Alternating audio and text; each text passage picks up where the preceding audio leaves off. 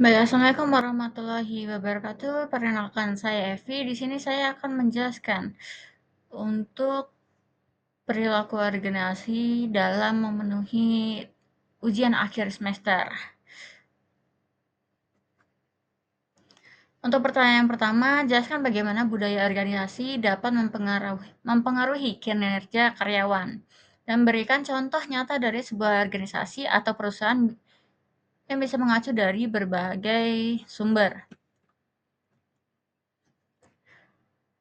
Budaya organisasi memiliki pengaruh besar terhadap kinerja karyawan. Nah, berikut adalah beberapa cara budaya organisasi yang dapat mempengaruhi kinerja karyawan. Yang pertama ada motivasi dan kepuasan kerja.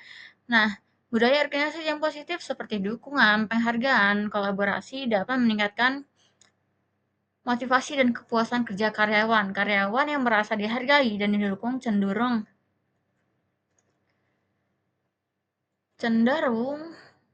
lebih termotivasi untuk bekerja dengan baik. Nah, selain itu juga yang kedua ada komunikasi dan kolaborasi. Budaya yang mendorong komunikasi terbuka dan kolaborasi antar karyawan dapat meningkatkan efisiensi dan produktivitas karyawan yang merasa nyaman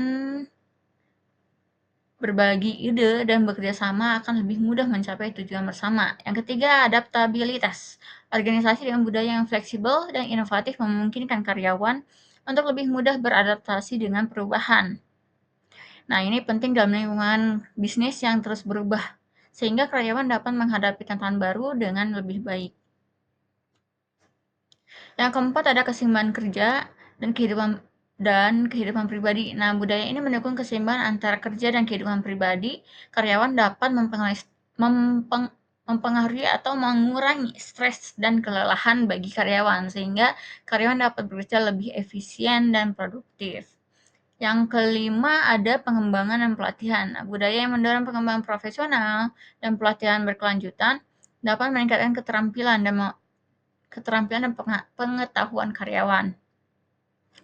Yang keenam ada nilai dan etika. Nah, budaya organisasi yang kuat dengan nilai dan etika yang jelas dapat membantu karyawan memahami tujuan dari organisasi organisasi tersebut, termasuk harapan organisasi.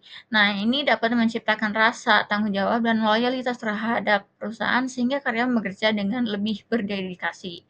Nah, dengan memiliki budaya organisasi yang positif dan mendukung, perusahaan dapat menciptakan lingkungan kerja yang kondusif untuk kinerja optimal karyawan. Nah, yang pada akhirnya berdampak positif pada keberhasilan organisasi tersebut secara keseluruhan. Nah, berikut ini adalah beberapa contoh nyata dari organisasi atau perusahaan. Yang pertama ada Google. Nah, Google dikenal dengan budaya yang sangat inovatif dan mendukung kreativitas, mendorong karyawan untuk menghabiskan 20% waktu kerja mereka untuk proyek yang mereka pilih sendiri, yang telah menghasilkan banyak inovasi seperti Gmail dan Essence. Yang kedua ada Apple. Memiliki budaya yang sangat fokus pada desain dan kualitas. Nah, mereka menginspirasi karyawan untuk selalu berinovasi dan menciptakan produk yang luar biasa seperti iPhone dan MacBook.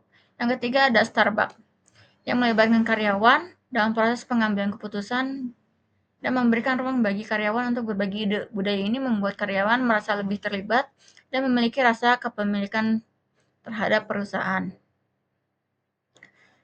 Yang kedua, berikan argumen terkait peran kepemimpinan dalam membangun tim yang efektif dan apa saja sih karakteristik pemimpin yang sukses dalam konteks ini. Nah, peran kepemimpinan sangat penting dalam membangun tim yang efektif. Pemimpin yang baik dapat menginspirasi, memotivasi, dan membimbing timnya untuk mencapai tujuan bersama. Nah, berikut ini beberapa karakteristiknya. Pertama, ada komunikasi yang jelas dan terbuka. Pemimpin yang efektif memiliki kemampuan komunikasi yang baik. Selain itu, mereka memastikan bahwa semua anggota tim memahami tujuan, tanggung jawab, dan harapan. Komunikasi yang terbuka juga membantu menciptakan lingkungan di mana anggota tim merasa nyaman berbagi ide dan umpan balik. Yang kedua ada empati. Pemimpin yang sukses memahami kebutuhan dan perasaan anggota tim mereka dengan menunjukkan empati. Pemimpin juga dapat membangun hubungan yang kuat dan saling percaya yang sangat penting untuk kerjasama tim yang efektif. Yang ketiga ada kemampuan pengambilan keputusan. Nah, pemimpin yang baik mampu mengambil keputusan yang tepat dan cepat. Mereka mempertimbangkan dari berbagai sudut pandang dan data yang ada sebelum membuat keputusan, namun juga tidak ragu untuk mengambil tindakan yang diperlukan. Yang keempat ada inspiratif dan memotivasi. Pemimpin yang sukses mampu menginspirasi dan memotivasi tim mereka. Mereka memberikan dukungan dan dorongan yang dibutuhkan oleh anggota tim untuk mencapai potensi terbaik mereka. Nah, ini termasuk memberikan penghargaan dan pengakuan atas prestasi yang dicapai. Yang kelima ada keterbukaan terhadap inovasi. Pemimpin yang efektif mendorong inovasi dan kreatif dalam tim. Mereka menciptakan lingkungan di mana anggota tim merasa bebas untuk berpikir di luar kotak dan mencoba hal-hal baru tanpa takut gagal. Yang keenam, keterampilan manajemen konflik. Ini menjadi hal biasa dalam kinerja tim. Pemimpin yang sukses memiliki keterampilan untuk mengidentifikasi dan menyelesaikan konflik dengan cara yang konstruktif. Nah, ini membantu menjaga keharmonisan dalam tim dan memastikan bahwa konflik tidak menghambat produktivitas. Yang ketujuh ada konsistensi dan integritas. Pemimpin yang baik konsisten dalam tindakan dan keputusan mereka. Mereka menunjukkan integritas tinggi dengan bertindak sesuai dengan nilai-nilai dan prinsip yang mereka anut. Dan ini menciptakan kepercayaan dan rasa hormat dari anggota tim.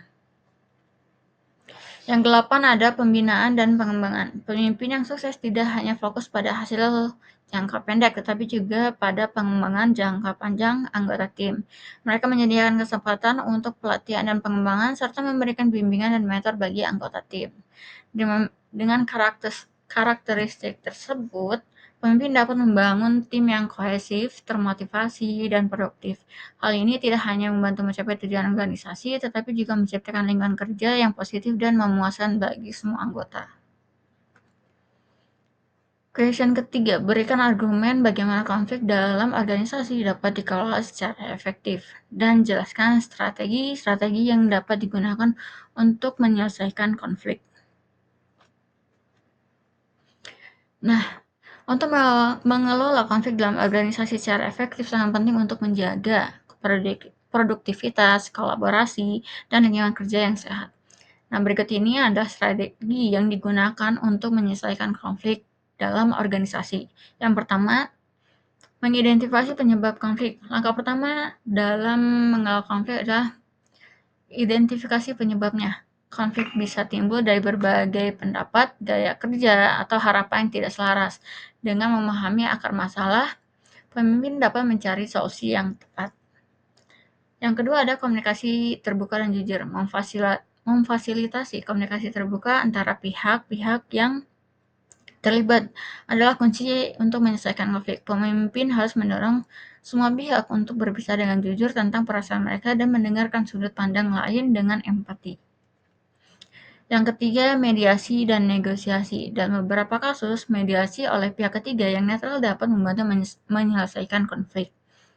Pemimpin atau mediator harus membantu pihak-pihak yang terlibat mencapai kesepakatan melalui negosiasi yang konstruktif. Yang keempat, ada fokus pada kepentingan bukan posisi. Saat menyelesaikan konflik, penting untuk fokus pada kepentingan bersama daripada posisi masing-masing pihak. Hal ini membantu menemukan solusi yang memenuhi kebutuhan semua pihak yang terlibat. Yang kelima, pengembangan keterampilan penyelesaian konflik. Organisasi dapat mengadakan pelatihan keterampilan penyelesaian konflik bagi karyawan dan pemimpin. Dan ini membantu karyawan mengidentifikasi dan menangani konflik secara efektif sebelum mereka berkembang menjadi masalah yang lebih besar. Yang keenam, penetapan aturan dan prosedur yang jelas. Menerapkan aturan prosedur yang jelas untuk penyelesaian konflik membantu menjaga konsisten dan keadilan dalam menangani konflik. Dan ini juga memberikan panduan bagi karyawan tentang langkah-langkah yang harus diambil saat menghadapi konflik. Yang ketujuh, ada membangun budaya kerja yang positif. Budaya organisasi positif yang mendorong kerjasama, saling menghargai, dan komunikasi terbuka dapat membantu mengurangi potensi konflik. Pemimpin juga harus menjadi teladan dan menunjukkan sikap yang mendukung budaya kerja yang sehat. Yang kedelapan ada evaluasi dan pembelajaran dari konflik. Nah, setelah konflik diselesaikan, penting untuk mengevaluasi proses penyelesaian dan belajar dari pengalaman tersebut.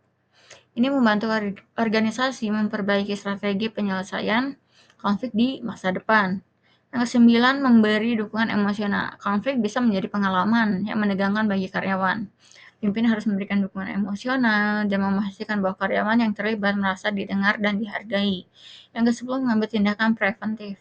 Mencegah konflik sebelum terjadi adalah langkah terbaik. Pemimpin harus proaktif dalam mengidentifikasi potensi penyebab konflik dan mengambil tindakan preventif seperti membangun tim yang kohesif dan mengelola ekspektasi dengan jelas.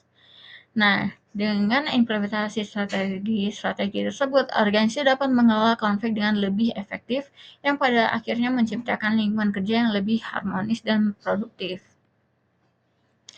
Nah, dari beberapa pertanyaan dan jawaban sebelumnya, dapat kita simpulkan bahwa budaya organisasi baik dapat meningkatkan kinerja karyawan dengan memotivasi mereka, mendorong komunikasi dan kolaborasi, serta menyediakan peluang pengembang. Contohnya, perusahaan seperti Google dan Apple menunjukkan bagaimana inovasi dan kreativitas dapat berkembang dalam budaya yang mendukung. Nah, kepemimpinan yang efektif memainkan peran penting dalam membangun tim yang solid. Pemimpin yang sukses menunjukkan keterampilan komunikasi yang luar biasa, empati, kemampuan pengambil keputusan yang baik dan inspiratif. Mereka juga memberikan otonomi kepada anggota tim dan mendorong inovasi. Konflik dapat dikelola secara efektif melalui komunikasi terbuka, mediasi, dan negosiasi. Fokus pada kepentingan bersama, pengembangan keterampilan penyelesaian konflik, dan penerapan aturan yang jelas juga penting. Evaluasi dan pembelajaran dari konflik membantu memperbaiki strategi di masa depan.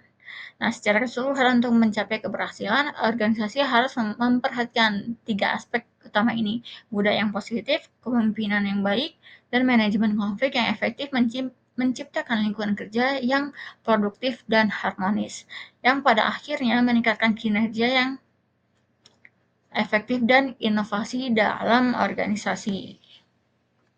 Nah, sekian dan terima kasih atas perhatiannya. Saya Eda Evi, salam Universitas Cyber Asia.